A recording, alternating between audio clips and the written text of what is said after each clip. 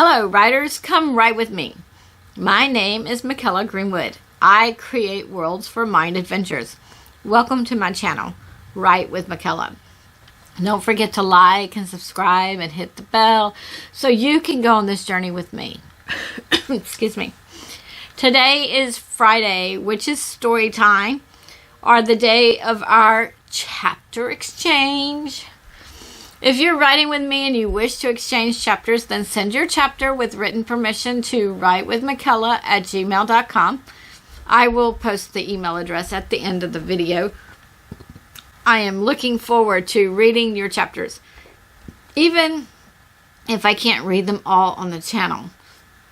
All chapters read on Fridays, whether they are mine or another writer's work, are copyright protected material. And no one may use any part in writing their own stories. This story is also PG-13, so if you are under 13 years of age, you need parental guidance.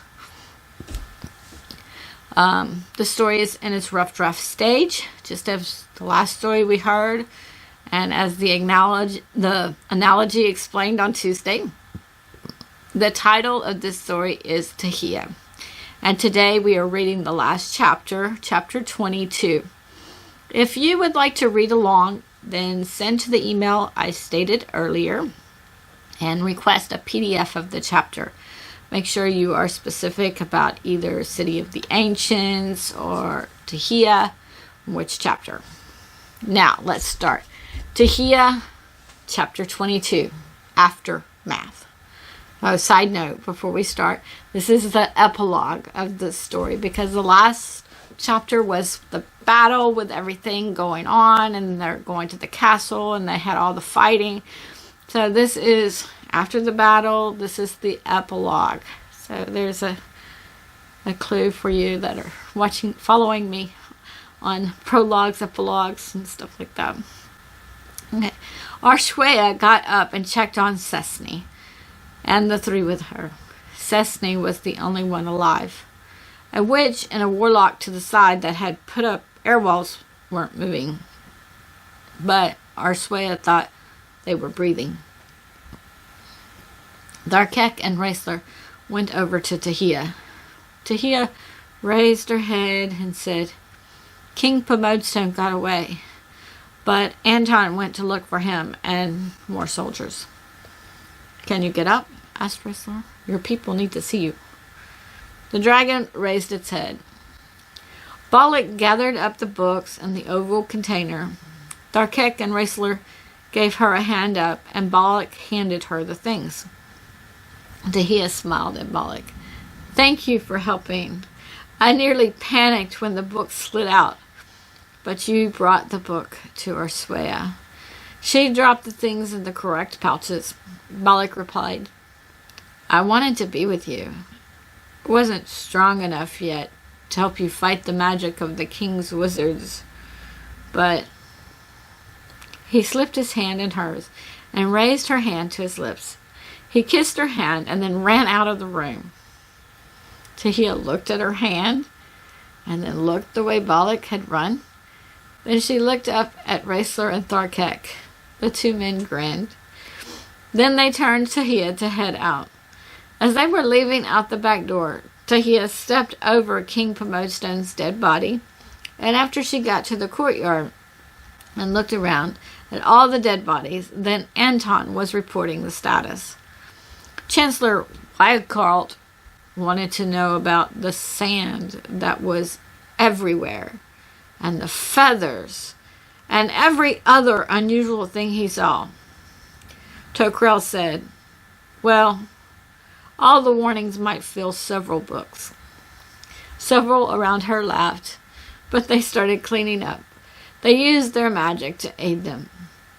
Tajiia's side left 12 wizards alive, and they were true wizards, but they were not switching sides. And Tajiia's side left 29 soldiers alive that were not switching sides. The rest of the king's soldiers were dead or had switched. So Tajiia sat down in a quiet corner reading a book while everyone participated in the cleanup. After some time, Anton brought a soldier to her. The soldier went down on one knee and asked, "During the battle, I heard a warlock say that you didn't want the soldiers to eat people. Why would you say that?" Tajiia thought to Ozzy to come over as a squirrel, and Ozzy scampered over. Tajiia motioned to the squirrel. "Do you eat squirrel?" Soldier stood up and glanced at the squirrel. "Well, yes, I do," said the soldier. "I do too," replied Tajiia. "But I would not eat this squirrel because she is one of my witches." Ozzy dropped her spell. "Oh, I wouldn't eat her," stated the soldier. "So, when you hunt, how do you know which type of squirrel you kill?" pressed Tajiia. The soldier put his hand on his chin and thought through things. "Well, He turned to Tajiia. "Is there a way to know for sure?" "Probably you should find a witch or warlock to go hunting with you," suggested Tajiia. "Oh, yes, that would be good." The soldier left. Anton asked, "How long will the wizards remain as animals?" "That depends on the grains the spellcaster used, but I'm working on it," stated Tajiia. Anton left, as did Ozzy. Then Tajiia found the book she wanted and the place she needed to read. Soon she started the spell to make some wizard prisons. She made 12, and then she started putting the wizards that were animals in the prisons. She didn't worry about the spell of being an animal. She felt the grains would run out eventually. When her people realized what she was doing, they started bringing animals to her. Some asked her what the copper-colored balls were for, and she explained the prisons. Someone from outside would have to unlock the prisons and let the prisoners out. Otherwise, the wizards would have everything they needed: food, shelter, water, and clothes. So they could even bury the balls and never worry about them again. And once the wizard died, the ball would dissolve. People were amazed but glad. The witching community realized that the reason most of the witching community never escaped King Pomostone's prisons was because of the ill-gotten forbidden magic, and Arshwaya asked Akel if that was something that bothered her. And Akel told them that others in the witching community warned her about the forbidden magic. No one ever said ill-gotten, or that there might be a reason to use forbidden magic. But then she didn't want to say anything because Drevenite had the ill-gotten forbidden magic, and she hoped that was the end of it. They spent the next few days cleaning up the bodies, and then everyone went back to their villages to stay for a few days. They knew there were still soldiers, huntsmen, handlers, and dogs, and some might be in the mountain in the north. But with the wizards gone, they didn't expect the rest to be too much of a problem. The villages celebrated their freedom, and several families planned on visiting relatives again. No one in Tajiia's group knew what happened to Mr. Tajiia, and they couldn't find him, but they would deal with him when he turned up. Mr. Tajiia had actually left the village on a messenger's horse when all of the soldiers first entered Tajiia's village, and shortly after Tajiia had left. He had ridden the horse to the castle and convinced the wizard to leave with him. He also gathered 5 soldiers to go with them as well. He knew the prophecies, and he believed in them, but he didn't tell anyone that. He and the wizard with the soldiers hid in the woods, and he had the wizard try to talk to animals. After the battle at the castle, he happened to see a group of warlocks in the woods, and they were digging holes. Mr. Tajiia stayed out of sight and watched in curiosity. So after the warlocks left, he had the soldiers dig up what the warlocks buried, and they found a copper ball. Mr. Ch didn't know what it was, and he asked the wizard with him, but the wizard didn't know. Mr. Ch knew that the wizards at the castle had a library, so they would sneak into the castle and take a few books. When they got to the castle, there was sand everywhere, and everything was quiet. Mr. Ch decided they could stay at the castle at least a few days to read books to learn what the copper balls were, or the copper ball was. After a month and a half, the witching community had handled the rest of the soldiers, huntsmen, handlers, and dogs that they found, and then they set down the tree in the mountain in the north, and everyone took all the tests they needed to take, including Anton, who passed the test of lighting the candle. Tajiia passed the Grand Queen test, but everyone knew she would, and she continued to teach the witch language. A week after that, Bolek and Tajiia went on a picnic, and then suddenly several rabbits surrounded their picnic area. "Okay, that's really not fair," stated Bolek. "I wanted to have a picnic like Varent suggested, but now you are spying on us." Tajiia laughed a little. "I don't think they are witches or warlocks or wizards," she stated. "Look how big the one is and how small the rest are." "Is that the rabbit that traveled with us?" asked Bolek. "Yes, and she is the mother of all of these others." Then Tajiia looked up. She pointed. "And look, the goose has healed. He and his friends are flying south. I guess I need to find my squirrel friend and take him home." "I can go with you," stated Bolek. "I thought you were going to talk to your parents," stated Tajiia. "I spoke with them already about my brother. Arshwaya and Varent came with me. My mother cried, but it seemed like she was relieved as well, because she said he scared her every time he came home. She feared he would accuse her of being a witch and arrest her." "That's pretty hard to live with," stated Tajiia. She noticed Bolek glance up at her. "I mean your mother. She loves her sons, but she fears one." "Yeah, I guess so," replied Bolek. "I didn't think of it like that." After a few minutes, he said, "I also told them about you, and they want to meet you. I told them how you tested everything on me." Tajiia smiled a little embarrassed, but she agreed to meet his parents. Then even more rabbits came up, and these changed to witches and warlocks who wanted to join the picnic. Then an elephant came up, and he changed to Waggler, whose legs had now healed. They enjoyed the picnic, and now they could become birds and fly to villages and to the meeting tree. Life was much better now that they had defeated King Pomodestone and all the wizards who held his puppet strings. And mostly they practiced spells that didn't hurt anyone, unless someone imagined a campfire a little too big.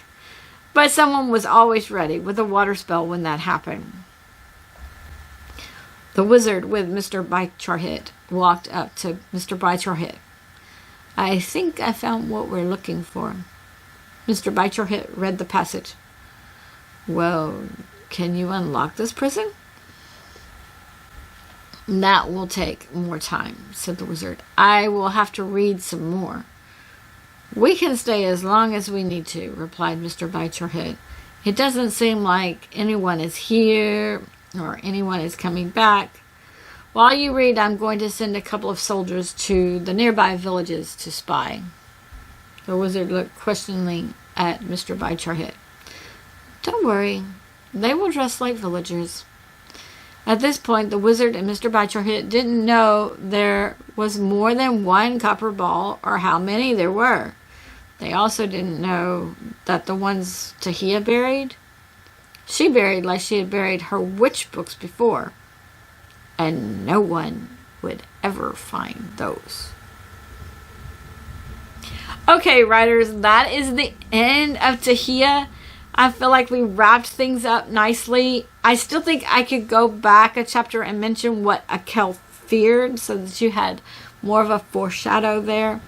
Also, I can follow the soldiers in the woods a little sooner than I did in the story. And I can better distinguish between the two groups of soldiers. The soldiers in the woods that followed her group right away, and then the soldiers that left the villages later. So I have some things to do with this story to kind of polish it or to weave in more string. Another thing I want to check is the time. I usually pay quite a bit of attention to this, but I just kind of was writing in such a hurry that I didn't this time. So what I want to know is how many days did they travel?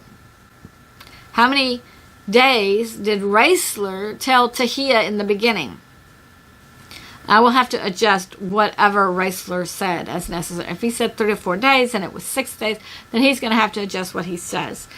And that's part of, the interrelated, but it's also part of checking your details. You don't want them to be traveling 6 days and Raisler say 3 or 4. The other way, 6 days and then it take 3 or 4. Of course, they did ride the goose, so that would be more viable than the other way around. But those are details that you need to go and check. So you go in and check and see, okay, this is the morning. In the morning they woke up, they went to the rabbits, they got out of the woods and they went to the rabbit's hole the next morning. The next morning they did this, the next one. So count the days. And then it's a very easy fix once I count the days to go to whatever Raisler said. I want to go northeast. It should take us this many days. Let's change it. Edit it. Change it. It's done. It's consistent.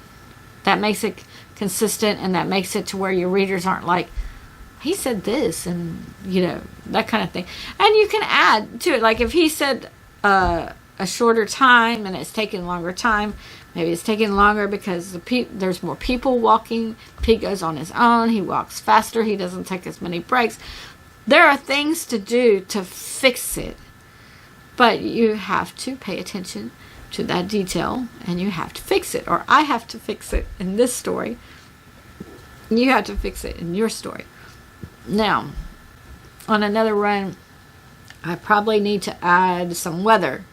The wind was very strong the first day in the village. But then nothing. It's like a string was just hanging, not woven in. The string I dropped. So I'll have to pick up that string and kind of weave it in. It's not saying that I need to put weather in every day or in every scene, but I can't just say it's so great of a wind and then just drop it like weather doesn't exist at all. Also, I can also fill in a little bit more on the meeting chamber in the tree, how it looked. Those can be some fun details to add. If they had symbols on the edge of the benches, what did the benches look like? What did the podium look like? What did the walls look like? Those candles that Tajiia put out all around the room, were they up on a ledge? Were they on little candelabras? What were the details of that? I had it to where you had sort of a narrow passage going down into the tree, and then everybody fit, and then of course the next time you see the tree it expanded for all the people, but it could have more details. I could paint a better picture for that. So those will be some fun details to add. Now, at this point, I have finished book 1 and 2 of Eleni's Pride. At least I have a rough draft of those two, or more of a net, like I've been telling you. And not necessarily the whole full blanket. And some of the holes were filled in, but there's still more to do. I still need to finish the 3rd book. I've been trying so hard to put like 10,000 words every weekend, because that's when I get my writing time. 10,000 words, but I kind of fell off a couple weekends and I didn't get, I got 4,000 or 6,000 or something. So I don't remember how many I have right now, like 65,000 or something. And I'm coming up to the main climax and to the big, everything is kind of just built up to this climax. All the 3 books, you know, have built up to this main climax, and I need to finish it so that I can read it on the channel. I do have the 2 books to read before I get there, but once I finish it, that will give me quite a lot of material to read. I'll have 3 books in a story for you to listen to, and that way I can get back to finishing book 5 of my Tajiia Ch series, which is something I really want to do. I have a lot of the characters for Tajiia Ch 1 on the website already, and it's my main book. 1 and 2, I can tell you, on the Tajiia Ch series are very close to blankets. If there's a hole in there, it's very small, and most people probably won't see it. 3 and 4 are fairly good blankets. They might have some more filling in to do, but it's not going to be major. 5 isn't finished for that. So now, once I finished Eleni's Pride, I can go back to Tajiia Ch and I can finish that series and tie that up very nicely. And also, I hope to write some more bios for my website so that y'all aren't reading the same ones. You have more to read, so that will be good. Just lots of stuff, lots of work. It's just been a fun year so far, and I've really enjoyed the channel. I've enjoyed reading the 2 stories to you, so I hope you've enjoyed this, and I'm hoping that you continue to write with me, even if you're not sharing. I'm hoping that you're writing. Now, just because I'm giving a new plot Friday, the next Friday, not today, next Friday, doesn't mean you need to drop your stories that you're working on right now. Okay, you can continue them and finish them. The plots are there. You can set them to the side and just continue your story. You can go back and edit. You can pull in some more strings and weave in your blanket very nicely. So leave a comment on how your stories are going. Do you have a net? Do you have a blanket? Are you doing a baby blanket? You know, just leave a comment on how your stories are going. Are you having fun with it? I hope you are enjoying writing your stories as much as I am. Don't forget to send your chapters to writewithmichaela@gmail.com for our chapter exchange. That's one of the things of this channel, is that I give you a chapter like I gave you today, and you send me a chapter and I get to read. So no polishing required, and I'll take stories for either plot. There's no cutoff deadline. This is not a college course or anything. There's no cutoff or deadline for sending in a story. Just keep writing, keep sending. Join me Tuesday for a synopsis on where ideas come from. Of course, there'll be my ideas and where my ideas come from, but join me for that. That should be fun. And then you can get a lot of comments going on where your ideas come from too, so that'll be fun.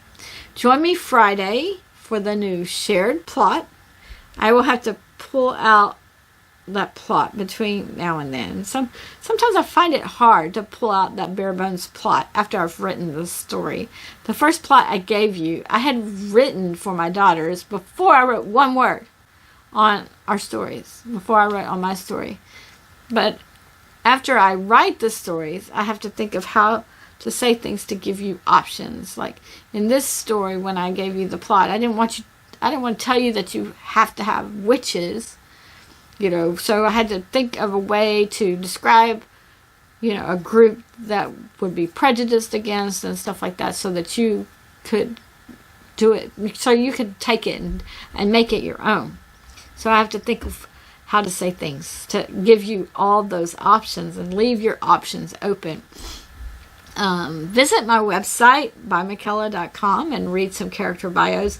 I do have quite a bit it's over 70 something bios on that, on just the Tajiia Ch series, and then I have some for the operatives and some for the City of the Ancients. So go read some bios.